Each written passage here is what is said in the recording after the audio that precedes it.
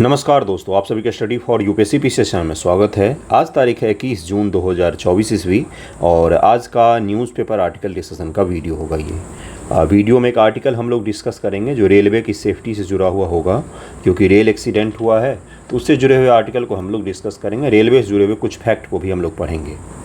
जहरीली शराब के कारण तमिलनाडु में बहुत ही बड़े स्तर पर मृत्यु हुई है। करीबन 40 लोगों की मृत्यु हो गई है। तो जहरीली शराब को भी देखेंगे। इथाइल अल्कोहल और मिथाइल अल्कोहल, यही दो डिफरेंस होता है पीने वाली शराब में और जहरीली शराब में। तो इसको भी थोड़ा सा देखेंगे क्योंकि इस न्यूज़पेपर में आया हुआ है। उसके अलावा और भी इम्पॉर्टेंट न्यूज़ हैं आईआर से रिलेटेड, पीटी फैक्ट से जुड़े हुए। श्रीलंका में एक मैरीटाइम रेस्क्यू सेंटर का उद्घाटन किया गया है, तो उसको भी हम लोग देखेंगे। तो अगर आप चैनल पर नए तो सब्सक्राइब जरूर कीजिएगा। कल पीटी का टेस्ट ऑर्गेनाइज नहीं हो पाया था, अंतर रूप में कुछ टेक्निकल चीज़ें आ गई थी जिसके कारण से नहीं हो पाया था। आज ही आपका पीटी का टेस्ट होगा और पीटी टेस्ट से अगर आप जुड़ना चाहते हैं तो मुझे मैसेज कर सकते हैं, कहीं पर भी, टेलीग्राम, इंस्टाग्राम, कहीं पर भी, व्हाट्सएप, कहीं पर मैसेज कर लीजिएगा। डिस्क्रिप्शन में सारे लिंक रहते हैं, कॉमेंट में फिर भी मैं लिंक दे दूँगा और जुड़ सकते हैं। आज मॉडर्न हिस्ट्री का टेस्ट है। सबसे पहले और एक और न्यूज़ देखिए कि पटना हाई कोर्ट ने कल, आपको मैंने इस पर एक स्पेशल वीडियो भी अवेलेबल करवाया था कि पटना हाई कोर्ट ने कल 65% जो कोटा दिया गया था बिहार सरकार के द्वारा, जातिगत आरक्षण 65% जो किया गया था, इसको असंवैधानिक करार दिया है। इस एक्ट को असंवैधानिक करार दिया और रद्द कर दिया गया है पटना हाई कोर्ट के द्वारा। क्यों रद्द किया गया है? क्योंकि पटना हाई कोर्ट ने माना कि 50% जो सीलिंग बनाई गई थी किस चीज़ को लेकर, तो रिजर्वेशन को लेकर, इंदिरा साहनीवाद बनाम भारत संघ में 1992 में 9 जजों की संवैधानिक पीठ थी। 9 जजों की संवैधानिक पीठ थी जिसे मेजॉरिटी 6 और 3 से दिया गया था। 6 और 3 से मेजॉरिटी दिया गया था। 6 जज ने पक्ष फैसला सुनाया था, 3 जज ने विपक्ष में फैसला सुनाया था। उसके पश्चात से ये जब फैसला दिया गया था, तो अब इस फैसले को अगर पलटना है तो 9 जजों से भी बड़ी बेंच का जज गठित करना पड़ेगा। 11 जजों का बेंच जो है वो गठित करना पड़ेगा मिनिमम, तब जाके इस फैसले को पलटा जा सकता है। क्या सुप्रीम कोर्ट का फैसला जो है वो संसद एक्ट के द्वारा पलट सकती है? बिल्कुल पलट सकती है। सुप्रीम कोर्ट के फैसले को भारत की संसद के द्वारा 2/3 बहुमत, 66% जो विशेष बहुमत होता है, उसके द्वारा भारत की संसद जो है वो पलट सकती है। कांग्रेस पार्टी और जो इंडिया अलायंस था, उन्होंने अपने चुनावी एजेंडे में इस चीज़ को रखा था कि हम 50% जो सीलिंग लगाई गई है उसको हम लोग तोड़ देंगे। कई सारे लोग 10% EWS को मानते हैं कि ये तो 50% को पार कर गया है। नहीं, जातिगत आधार पर जो आरक्षण है 50% ही दिया जाएगा। 10% इकोनॉमिक वीक सेक्शन के आधार पर भारत में आरक्षण की व्यवस्था की गई है। राजस्थान में अभी हाल ही में महिलाओं को बहुत ही भारी स्तर पर आरक्षण दिया गया है, इसके कारण से भी ये मुद्दा चर्चा में है। तो आरक्षण तो मैंने पहले भी डिस्कस किया था, कल भी डिस्कस कर दिया था। आरक्षण को हम लोग बिल्कुल डिस्कस नहीं करेंगे। इसके कारण कई सारे बच्चे कह रहे हैं क्या एग्ज़ाम का फॉर्म नोटिफिकेशन आने में देर होगा? 70 BPSC का नोटिफिकेशन आने में निसंदेह देर होगा। अगर नोटिफिकेशन तैयार हो गया होगा और अभी तक रिलीज़ नहीं किया गया है, तो अब उसको फिर से पूरे को नोटिफिकेशन तैयार करना पड़ेगा। कोटा सिस्टम जो था 50% ज़्यादा वाला, उसके आधार पर पहले नोटिफिकेशन तैयार हुआ होगा, अब नए तरीके से उसको तैयार किया जा रहा होगा। तो निसंदेह 2-4 दिन आगे पीछे हो सकता है, लेकिन आपका एग्ज़ाम का डेट वही रहेगा। भले फॉर्म भरने में आगे पीछे हो, लेकिन एग्ज़ाम का डेट तो वही रहने की पूरी संभावना है। तो चलिए देखते हैं, आर्टिकल डिस्कस करते हैं, क्योंकि कई सारे ऐसी इंपॉर्टेंट चीज़ें हैं। काजीरंगा को भी हम लोग देखेंगे। एक अद्भुत सा सांप वहाँ पर पाया गया है, सांप जैसा जीव है। इस बार का यूपीएससी का पेपर अगर आपने देखा होगा तो कीट फतिंगों से लेकर, कल ही मैंने डिस्कस किया है यूपीएससी 2024 का पेपर, कल मैंने 100 के 100 क्वेश्चन करवाए हैं। तो कीट पतंगों से लेकर सांप, मगरमच्छ, सब कुछ पूछ लेता है वो।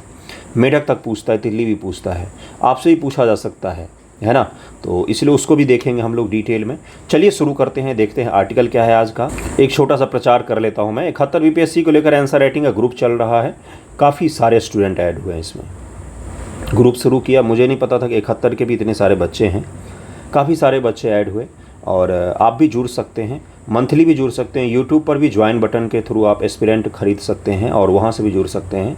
मुझे भी मैसेज करके आप जुड़ सकते हैं। जुड़ेंगे तो काफ़ी बेनिफिट होगा आपको। ओके, जो लोग शुरू से अक्टूबर से मेरे साथ लिख रहे थे, ओल्ड ग्रुप के बच्चे जितने भी थे, ग्रुप A, B, C, उनकी लेखन शैली में बहुत सुधार आया। इस चीज़ की खुशी होती है कि उनके कॉपी जांच करो तो उनमें बहुत कम मिस्टेक आप निकाल पाते हैं। कंटेंट के लेवल पर अभी भी कमी रहती है, क्योंकि अभी पढ़ ही रहे हैं, धीरे धीरे कंटेंट भी और डेवलप हो जाएगा, लेकिन लिखने में अब वो दिक्कतें नहीं करते हैं। इंट्रो कितना होना चाहिए, मेन बॉडी में क्या होना चाहिए, एंड वर्ड किस प्रकार से पकड़ते हैं, आलोचनात्मक क्या होता है, चर्चा क्या होता है, ये सब चीज़ें धीरे धीरे लिख लिख के समझ में आ गया है। आपको भी ये केवल सुनी सुनाई बातों समझ में नहीं आएगा, जब तक आप लिखेंगे नहीं तब तक आपको नहीं आएगा ही। ओके, तो लिखने के लिए आप जुड़ सकते हैं, जुड़िएगा ज़रूर, बहुत बेनिफिट होगा आपको। हम लोग नेक्स्ट आर्टिकल को डिस्कस करते हैं। ओके, देखिए द हिंदू में आर्टिकल आया था ये 19 तारीख को, जिसमें था कि भाई भारतीय रेलवे प्रणाली की पुनर्कल्पना, इस नाम से एक आर्टिकल आया था डिटेल में। और इस आर्टिकल में हम लोग मुख्य रूप से क्या क्या कवर करेंगे, तो रेल सेफ्टी से जुड़ा हुआ मुद्दा क्या है, और ये मुद्दा बहुत ही बड़ा मुद्दा है। देखिएगा इस चीज़ को कि एक बहुत ही अद्भुत सा चीज़ है कि अपने देश में जिस पर सबसे ज़्यादा लोग डिपेंडेंट होते हैं उस पर ध्यान नहीं दिया जाता है। रेल के इलेक्ट्रिफिकेशन ज़रूर किया जा रहा है, लेकिन रेलवे के बोगियों में क्या सुधार होने चाहिए, उसमें जॉब का क्या सुधार होना चाहिए, किस प्रकार से सामान्य लोगों की सवारी है रेलवे, उसमें किस प्रकार से सुधार किया जाना चाहिए, इस पर बहुत कम बातचीत होती है। महंगी गाड़ियों के प्रचार प्रसार खूब दिखेंगे आपको, बड़ी बड़ी एसी कोचों की संख्या बढ़ाई जा रही है। मैंने आपको पिछले कुछ दिन पहले ही, पिछले 2-3 महीने पहले ही मैंने आपको समझाया था कि किस प्रकार से रस बन रहा है भारतीय ट्रेनों में। क्यों बन रहा है? क्योंकि स्लीपर कोचों की संख्या कम कर दी गई, एसी कोचों की संख्या बढ़ा दी गई, जनरल कोचों की संख्या कम कर दी गई। तो ये जो पूंजीवाद की तरफ रेलवे का रुख था, जिसमें सेवा से अब वो कैपिटल की तरफ में मूव कर रहा है, एसी से चूँकि ज़्यादा कमाई होती है इसलिए उसके बोगी की संख्या बढ़ा देना, तो उसका परिणाम क्या हुआ कि जनरल बोगी के जो पैसेंजर थे और स्लीपर बोगी के जो पैसेंजर थे वो सब एसी में घुस के जाने लग गए। जिनकी एसी में सीट थी वो अपने सीट तक नहीं पहुंच पाते हैं। तो कियोस्क का वातावरण होता है। कभी अगर देखना हो आपको तो नई दिल्ली रेलवे स्टेशन चले जाइएगा, 14-15 रेलवे प्लेटफॉर्म पर, जहाँ पर से बिहार और यूपी की गाड़ियाँ खुलती हैं। तुरंत आपको दिख जाएगा दर्शन कि हम दुनिया की 5वीं बड़ी इकॉनमी तो हैं, लेकिन किस कंडीशन में हमारी रेलवे चल रही है। लंबी लंबी लाइनें लगती हैं, पुलिस के लोग जो हो लाठी बरसा रहे होते हैं आज के ज़माने में अपने ही देश के लोगों पर रेल में चढ़ने के लिए, लाठी बरसा रहे होते हैं। मजदूर खड़े होते हैं, उनमें सामान्य रूप से कमज़ोर लोग होते हैं, इसलिए लाठी बरसा रहे होते हैं। एसी बोगी के बाहर थोड़ी ना लाठी बरसता है, एयरपोर्ट पर तो लाठी नहीं बरसता है, वहाँ पर भी रस बनता है। आपको मैं बता रहा हूँ कि माइंडसेट किस प्रकार से होता है, सभी जगहों पर ये देखा जाता है। आप खुली आंखों से देख सकते हैं, इसमें कोई भड़काने वाली चीज़ नहीं है। तो कंडीशन अच्छी नहीं है, ना तो सेफ्टी का स्तर पर, ना तो सेवा का स्तर पर, सुविधा का स्तर पर, दोनों जगह पर ही कंडीशन अच्छी नहीं है। ये आपको स्वीकार करना पड़ेगा, ठीक है। सिलीगुड़ी के पास घटित दुखद रेल घटना, जहां पर कई सारे लोगों की मृत्यु हो गई। मालगाड़ी जो है सियालदह कंचनजंगा एक्सप्रेस से टकरा गई।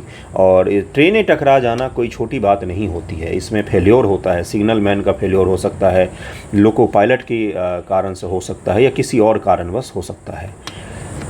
क्या है यहाँ पर देखिए कि 1995 से अब तक 7 बड़ी दुर्घटनाएं हुई हैं, जिनमें 1600 से अधिक मौतें हुई हैं। 1995 से अब तक में 7 बहुत बड़ी भीषण स्तर की, जैसे पिछले साल ही बालासोर ट्रेन एक्सीडेंट याद कीजिए, है ना।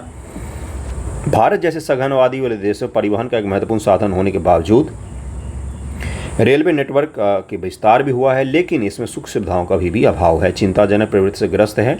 इस संकट को संबोधित करने के लिए भारतीय रेलवे की प्राथमिकताओं की गहन समीक्षा करने की आवश्यकता है। प्राथमिकता का मतलब आप प्रायोरिटीज किस चीज़ों को देते हो। प्लेटफॉर्म को चमकाने को और प्लेटफॉर्म को बहुत अच्छा बनाने को आप प्रायोरिटीज़ देते हैं, या फिर रेल को सुविधाजनक बनाने की प्रायोरिटीज़ देते हैं। कोई प्लेटफॉर्म पर घर बनाने के लिए तो नहीं जा रहा है। प्लेटफॉर्म साफ़ सफाई होना चाहिए, साफ़ सुथरा होना चाहिए, सुविधाजनक होना चाहिए, लेकिन प्रायोरिटी में रेलवे में सुविधाजनक होना, रेल का सुविधाजनक होना ज़्यादा ज़रूरी है। लोगों को अपने गंतव्य तक सही समय पर और सही तरीके से पहुंचना ज़्यादा ज़रूरी है। प्लेटफॉर्म पर रहने से भी ज़्यादा ज़रूरी है गंतव्य तक सही तरीके से पहुँचना। ये प्रायोरिटीज़ हमें डिसाइड करना पड़ेगा। इसकी पुरानी हो सकी अवसंरचना का आधुनिकीकरण पर नए सिरे से ध्यान केंद्रित करने, यात्री और माल दोनों के लिए परिवहन के लिए विश्वसनीय, कुशल और सुरक्षित साधन के रूप में इसकी स्थिति की पुनर्बहाली के लिए रणनीतिक रोड मैप तैयार करने की आवश्यकता जताई जा रही है। वर्तमान संगठनात्मक ढांचा क्या है रेलवे का? तो रेलवे का संगठन जो है, रेलवे जो ऊपर से नीचे बॉडी है, उसको जरा देखेंगे हम लोग। भारतीय रेलवे की स्थापना 1953 ईस्वी में, इंडियन रेलवे 1853 में। इस समय कौन था? इस समय वायसराय कौन था? इस समय वायसराय कौन था? इसमें गवर्नर जनरल कौन था भारत का? तो वो था डलहौजी। और यह दुनिया के सबसे बड़े रेलवे नेटवर्क में से एक है। लंबाई के मामले में अगर हम लोग बात करेंगे, पटरियों के लंबाई के मामले में, तो दुनिया का सबसे बड़ा रेलवे नेटवर्क है हमारा। भारतीय उपमहाद्वीप पर रेल मार्ग बम्बई से ठाणे तक 21 मील की दूरी विकसित किया गया था। अनुमान है कि 2050 तक रेल गतिविधि में भारत की वैश्विक हिस्सेदारी 40% की होगी। दुनिया में रेल से अगर 100 रुपया कहीं पर कमाई होगी तो उसके 40 रुपया भारत में कमाया जाएगा। लेकिन भारत में अवसंरचनात्मक सुरक्षात्मक चीज़ों से, सुविधाजनक चीज़ों से दूर है बहुत ज़्यादा रेलवे अभी भी। भारतीय रेलवे ने एक आधुनिकीकरण रेलवे प्रणाली विकसित करने के लिए भारत के लिए राष्ट्रीय रेल योजना 2030 तैयार की है। NRP नेशनल रेलवे प्रोजेक्ट ये जो तैयार किया है 2030 के लिए भारतीय रेलवे ने तैयार किया हुआ है, जिसमें इलेक्ट्रिफिकेशन, जिसमें यात्रियों के लिए सुविधा, नए कोचों का निर्माण और इस तरह की चीज़ें शामिल हैं। राजस्व क्या है? भारतीय रेलवे ने अपना आंतरिक राजस्व का 69% माल ढुलाई से, 24% यात्री यातायात से अर्जित किया। यात्री यातायात से रेलवे को कम आमदनी होती है। मुख्य रूप से ट्रांसपोर्टेशन जो मालगाड़ी होती है उसी सबसे ज़्यादा आमदनी होती है। शेष 7% अन्य विविध स्रोतों जैसे पार्सल सेवा, कोचिंग रसीद, प्लेटफॉर्म टिकट की बिक्री से अर्जित की जाती है। संरचना क्या है? रेल मंत्रालय का उत्तरदायित्व समग्र रेलवे नीति तैयार करना और रणनीतिक दिशा निर्धारित करना रेल मंत्रालय का काम है। भारतीय रेलवे के बजटीय आवंटन की देखरेख करना, प्रमुख रेल योजना विस्तार, ये सब उसका काम है। नीतिगत मार्गदर्शन, पॉलिसी बनाना, ये सब किसका काम होगा? रेलवे मंत्रालय का। 24-25 में रेल के विकास के रेल मंत्रालय को 2.25 लाख करोड़ रुपए का पूंजीगत परिव्यय आवंटित किया गया था। इसमें 30.3 बिलियन अमेरिकी डॉलर, पूंजीगत मतलब कैपिटल एक्सपेंडिचर कीजिए आप, खर्च कीजिए, खर्च करने के लिए इतना पैसा दिया गया है। ये पूंजीगत है, पूंजीगत है। पूंजीगत का मतलब आपको पता होगा कि खर्चे दो प्रकार के होते हैं, एक होता है पूंजीगत, एक होता है राजस्व वाला, जिसमें वेतन वगैरह देने के लिए होता है। एक होगा कि भाई नए नए बोगियों का निर्माण कीजिए, नए नए पटरियों का निर्माण कीजिए, खूब भारी मात्रा में खर्चा कीजिए। लेकिन वो खर्चा कहाँ पर हो, ये प्रायोरिटी हमें डिसाइड करनी है। देखिए अगला जो लाइन है ये आपका सवाल बन सकता है, आपसे स्टेटमेंट बनाकर पूछा जा सकता है। सरकार ने रेलवे क्षेत्र में 100% FDI की अनुमति प्रदान की हुई है। क्या भारतीय रेल में 100% FDI है? बिल्कुल है, बिल्कुल है। भारत में 100% FDI रेलवे में लाया गया है। रेलवे में FDI 100%। FDI का मतलब निजीकरण नहीं होता है। FDI का मतलब निजीकरण नहीं होता है, बल्कि इसे विदेशी निवेशक जो हैं कई सारी चीज़ों में 100% तक निवेश कर सकते हैं। रेलवे बोर्ड उत्तरदायित्व रेल मंत्रालय द्वारा निर्धारित नीतियों को क्रियान्वयन करना, भारतीय रेलवे के दिन प्रतिदिन कार्यों को देखरेख करना, नेटवर्क विकास, क्षेत्रीय रेलवे को निर्देश और दिशा निर्देश जारी करना, ये सब रेलवे बोर्ड का काम होता है। उसके पश्चात आता है जोनल रेलवे। ये संख्या 17 जून 2024 तक 18वां जोन दक्षिण तटीय रेलवे के रूप में प्रस्तावित है। दक्षिण तटीय रेलवे को नया जोन बनाया जाएगा। क्षेत्रीय रेलवे को अगले मंडल डिवीजन विभाजित किया गया, जिसका प्रबंधन मंडल रेलवे प्रबंधकों द्वारा किया जाता है। DRM जो UPSC पास करके जाते हैं DRM, उनके द्वारा इसका प्रबंधन किया जाता है। प्रत्येक मंडल को विशिष्ट कार्यों जैसे कार्यालय, यातायात, इन सभी चीज़ों में विभाजित भी किया गया है।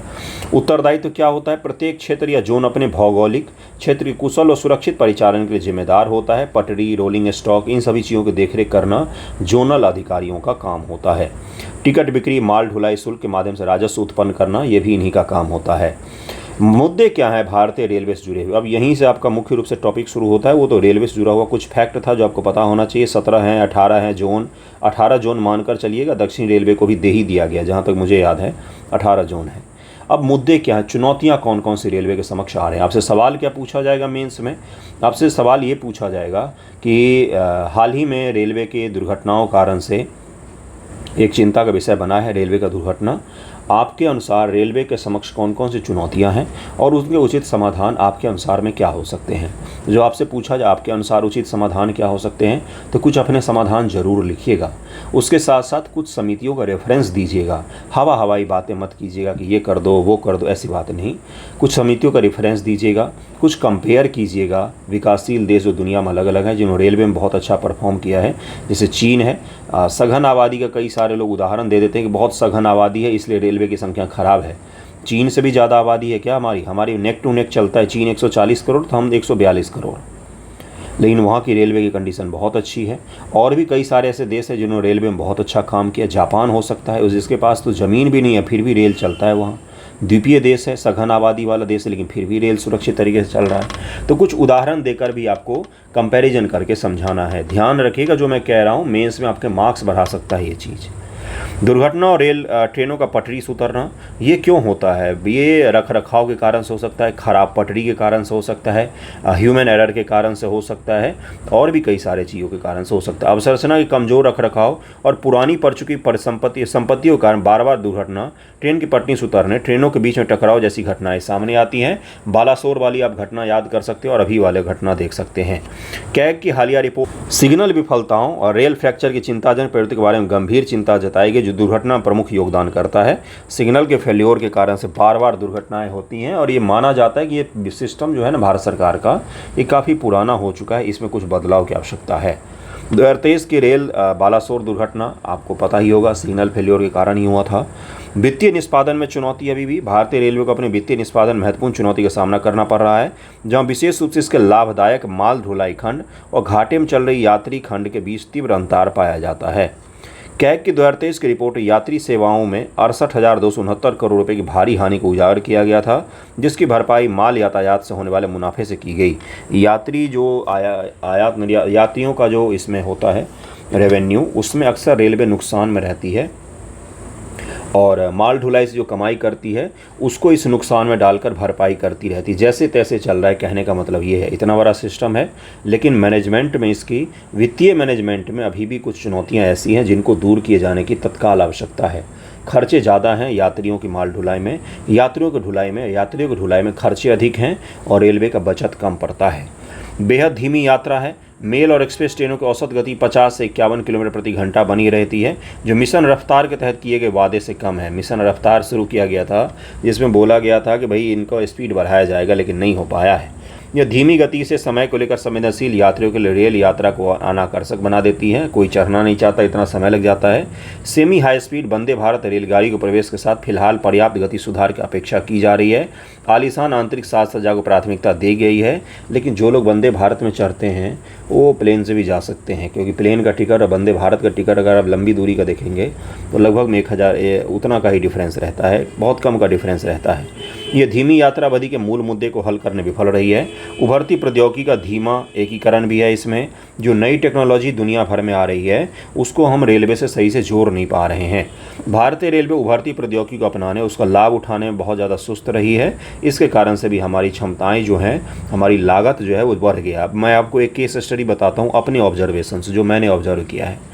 अगर आप दिल्ली आए होंगे तो दिल्ली मेट्रो की अगर आपने सवारी की होगी तो पहले मेट्रो का टिकट मिलता था, एक टोकन जैसा मिलता था और कार्ड मिलता था, और टिकट काटने के लिए लोग बैठे होते थे, तो उनको तनख्वाह देना पड़ता है। अब DMRC ने क्या किया, दिल्ली मेट्रो रेल कॉरपोरेशन ने सारा टिकट ऑनलाइन कर दिया। QR कोड आप ऑनलाइन लीजिए, व्हाट्सएप पर टिकट बुक कर लीजिए, जिससे क्या हुआ, टिकट काटने वाले को जो पैसा देना पड़ता था उसका सिस्टम ख़त्म कर दिया। ड्राइवर्स को ऑटोमेटिक कर दिया गया है मेट्रो रेल में। जगह जगह पर आपको ऑटोमेटिक चीज़ें दिखेंगी, जहाँ पर मैन नहीं है तो उनको उतना कम तनख्वाह देना पड़ेगा, यानी कि खर्चा कम है। तो तकनीकों को जब आप अपनाते हैं तो आपको क्या पड़ता है, आपको खर्चा बचाने में बहुत ज़्यादा मदद मिलती है। रेलवे में तो ऐसा है नहीं। रेलवे में तकनीकों का समावेशन बहुत कम किया जा रहा है, अभी भी बहुत कम किया जा रहा है।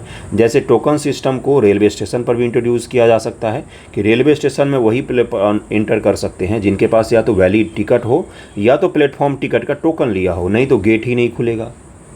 ये सिस्टम सभी जगह पर अपनाए जा सकते हैं, जिससे क्या होगा कि रेलवे के परिसर में अगर आप प्रवेश करते हैं प्लेटफॉर्म पर तो आपके पास प्लेटफॉर्म टिकट होगा।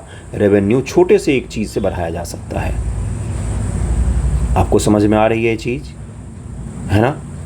अगला देखिए क्या है, उदाहरण के लिए ट्रेनों की टक्कर को रोक कर सकने की संभावित क्षमता के बावजूद भारतीय कवच प्रणाली की तैनाती गति मंद रही है। इसे दक्षिण मध्य रेलवे में केवल 1465 किलोमीटर ट्रैक और 139 इंजनों पर स्थापित किया गया है और 3000 किलोमीटर के लिए अनुबंध प्रदान कर दिए गए हैं। तैनाती अभी भी लंबी चल रही है। PPP भागीदारी मॉडल में नहीं चिंताएँ हैं। पब्लिक प्राइवेट पार्टनरशिप में जो हमने किया था कि भाई बहुत अच्छा इससे काम होगा, वो भी काम नहीं हो पा रहा है। भारत गौरव के माध्यम से निजी रेलगाड़ी परिचालन की शुरुआत को राजस्व साझाकरण मॉडल, परिचालन स्वायत्ता और नियामक अनिश्चितताओं संबंधी चिंताओं के कारण पर्याप्त निजी भागीदारी आकर्षित करने में चुनौती का सामना करना पड़ा। भारत गौरव नाम देखिए और काम देखिए। भारत गौरव एक मिशन था जिसमें था कि कोई भी बिजनेसमैन, कोई भी बड़े निजी प्लेयर्स अपना रेलगाड़ी चला सकते हैं और उस रेल से रेवेन्यू जनरेट कर सकते हैं, और इस चीज़ के लिए लाया गया था। लेकिन ये अनाकर्षक रहा, क्योंकि पटरी तो भारत सरकार की ही है, बाकी ट्रेन तो सरकार की ही होंगी, एक उसमें निजी दौड़ रहा होगा। तब सरकार के सिग्नल मैन जो होंगे वो किसको अनुमति देंगे, पहले निजी वाले को अनुमति देंगे कि सरकारी वाले ट्रेन को अनुमति देंगे। तो इस कारण से इसमें बहुत ज़्यादा खामियां थी, ये सक्सेसफुल मॉडल नहीं हो पाया। अप्रभावी परिसंपत्ति उपयोग रख रखाव की रणनीतियां भारतीय रेलवे को रोलिंग स्टॉक अवसंरचना, भूमि संसाधन सहित अपनी विशाल परिसंपत्ति आधार के उपयोग को अनुकूलित करने में चुनौतियों का सामना करना पड़ा है, जिसके परिणाम स्वरूप अकुशलता और निम्न उपयोग की स्थिति बनती है। उदाहरण के लिए बिहार के रोहतास जिले के नसीरगंज के अमियावर गाँव में 500 टन वजन के लिए परित्यक्त रेलवे पुल की चोरी की शर्मनाक घटना सामने आई थी। इनको बिहार का ही उदाहरण देना था। मधुबनी जिले में स्क्रैप डीलरों द्वारा कथित तौर पर आरपीएफ कर्मियों की मिलीभगत से करोड़ रुपए मूल्य के, मतलब इसमें ये कहा जा रहा है कि रेलवे में भ्रष्टाचार भी बहुत ज़्यादा है, हद से ज़्यादा है, हद से ज़्यादा। इसको बोला जाता है मालदार मंत्रालय, जिसमें बैठकर आप माल बना सकते हैं, उस मंत्रालय के नाम से इसको जाना जाता है। किस हिसाब से आपको लगता है? ये तो सबसे ज़्यादा लोगों को प्रभावित करने वाला मंत्रालय है, हर आदमी के आम जीवन से जुड़ा होता है रेलवे। कौन इसका, बताइए कौन इसका उपयोग नहीं करता है? तो इस कारण से ये कुछ चुनौतियां हैं। कुछ समितियों की सिफारिश देखिए। काकोदकर समिति, यह एक सांविधिक रेलवे सुरक्षा प्राधिकरण की स्थापना करना। इन्होंने बोला था एक बॉडी बनाइए, रेलवे सुरक्षा प्राधिकरण। सुरक्षा परियोजनाओं के लिए 5 वर्षों की अवधि के लिए 1 लाख करोड़ रुपए के साथ गैर व्यक्तिगत राष्ट्रीय रेल संरक्षा कोर्स का गठन करना चाहिए, इन्होंने बोला था 1 लाख करोड़ रुपए के आसपास आप खर्च कीजिए रेलवे के सेफ्टी पर। उसके अलावा क्या बोला था कि ट्रैक रख रखाव निरीक्षण के लिए उन्नत प्रौद्योगिकियों को अपनाना, मानव संसाधन विकास और प्रबंधन को बढ़ाने के लिए भी इन्होंने बोला था। स्वतंत्र दुर्घटना जांच सुनिश्चित करना, कि ऐसा नहीं कि रेलवे का दुर्घटना हुआ है और रेलवे के ही आदमी जांच कर रहे हैं। जैसे एनटीए का भी नीट का घोटाला हुआ और एनटीए के चेयरमैन ही नीट का घोटाला का जांच कर रहे थे। तो ये जो होता है ये गलत होता है, आपको स्वतंत्र जांच करवाना चाहिए। विवेक देवराय समिति, वेरी वेरी वेरी इंपॉर्टेंट समिति। रेल बजट को आम बजट से अलग किया गया। गैर प्रमुख गतिविधियों को आउटसोर्सिंग करना, भारतीय रेल अवसंरचना प्राधिकरण की स्थापना करना, ये काम इसमें किया गया था। विनोद राय समिति 2015, सांविधिक शक्तियों के साथ एक स्वतंत्र रेलवे सुरक्षा प्राधिकरण की स्थापना करना, निष्पक्ष जांच के लिए रेलवे दुर्घटना जांच बोर्ड का गठन करना, इन सभी चीज़ों के लिए इसने सुझाव दिया। इसी तरह से राकेश मोहन समिति भी है। आप किसी भी 1 से 2 समितियों का रेफरेंस देकर इसमें क्या कर सकते हैं, तो अपना सुझाव दे सकते हैं। अपना सुझाव, समितियों का रेफरेंस और कुछ आप इसके उपाय बता सकते हैं। जैसा भी मैंने आपको डीएमआरसी का एक उदाहरण दिया, दिल्ली मेट्रो रेल का उदाहरण दिया। हालांकि मेट्रो रेल भी कोई बहुत ज़्यादा फायदे में नहीं चल रही है, घाटे में चल रही है, लेकिन जगह जगह पर टेक्नोलॉजी को अपना के उसने शानदार काम किया है अपने खर्चे को कटौती करने में। तो ये ध्यान में रखिएगा। कुछ आप एक आध केस स्टडी का भी चर्चा कर दीजिएगा इस तरह का, तो आपको मार्क्स ज़्यादा मिल जाएंगे। नेक्स्ट टॉपिक पर चलते हैं। अगला टॉपिक देखिए क्या है। अगला टॉपिक बड़ा ही शानदार सा है। पुतिन जी जो हैं आजकल फॉर्म में चल रहे हैं, और 2 दिन पहले कहाँ गए थे, तो north Korea. Kim Jong Un, बड़ा ही शानदार सा आदमी लगता है मुझे ये, किम जोंग उन, है ना, उनसे मिलकर आए थे। अब कहाँ गए हैं, तो अब वियतनाम गए। वियतनाम भी 1 पार्टी सिस्टम वाली देश है, 1 party system, communist party system type का देश है। लेकिन वियतनाम की एक खासियत रही है कि ये सारे बड़े प्लेयर से दूर रहता है, किसी के पक्ष में किसी संघर्ष में नहीं खड़ा होता।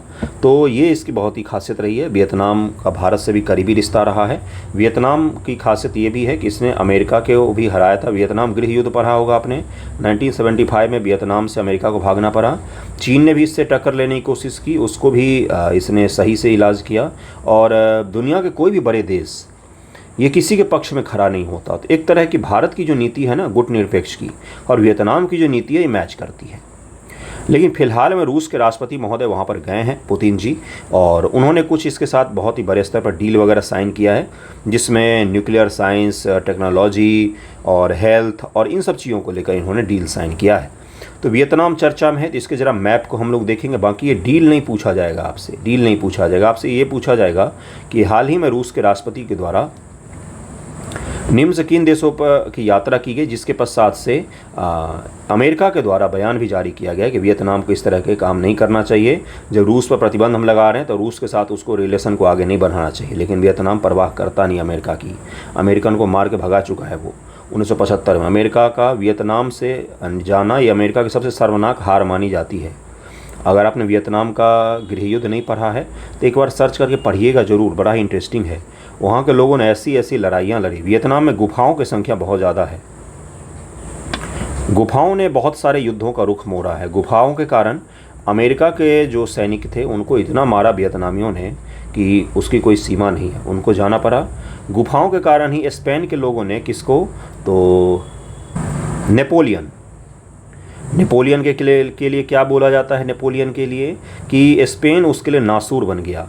तो उस नासूर में गुफाओं की बहुत बड़ी भूमिका रहती है। छद्म युद्ध करते थे, जिसको गुरिल्ला वॉर करते हैं, मारा छिप गए।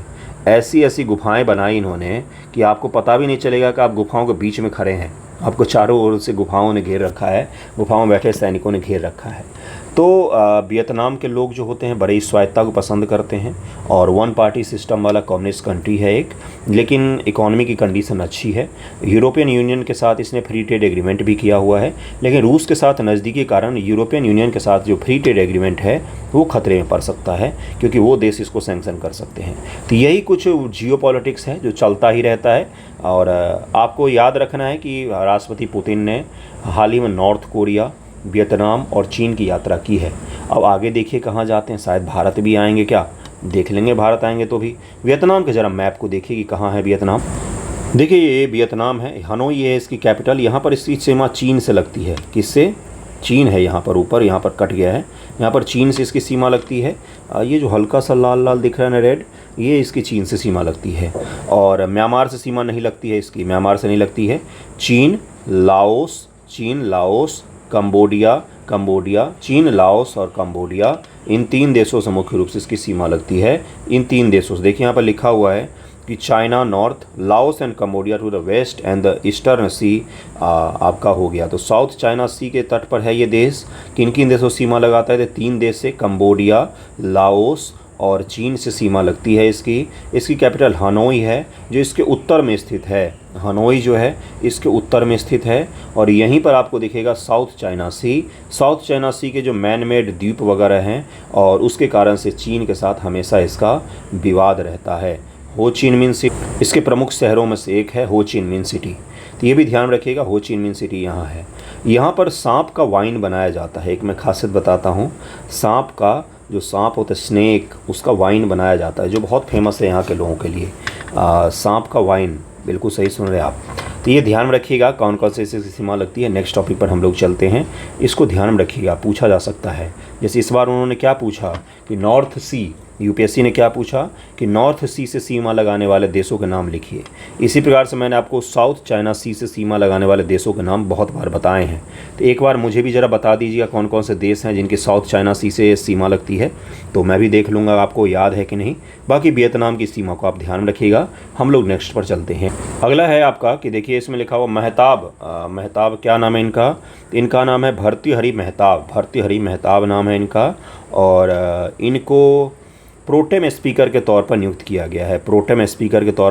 गया है। ये 7 बार के एमपी रहे हैं, 7 बार के एमपी हैं। कहाँ से? तो ये एमपी रहे उड़ीसा से, 7 बार के मेंबर ऑफ पार्लियामेंट रहे हैं, भारतीय जनता पार्टी से बिलोंग करते हैं। कांग्रेस ने सवाल खड़ा किया है कि 8 बार के एमपी वरिष्ठता के आधार पर प्रोटेम स्पीकर बनाया जाता है।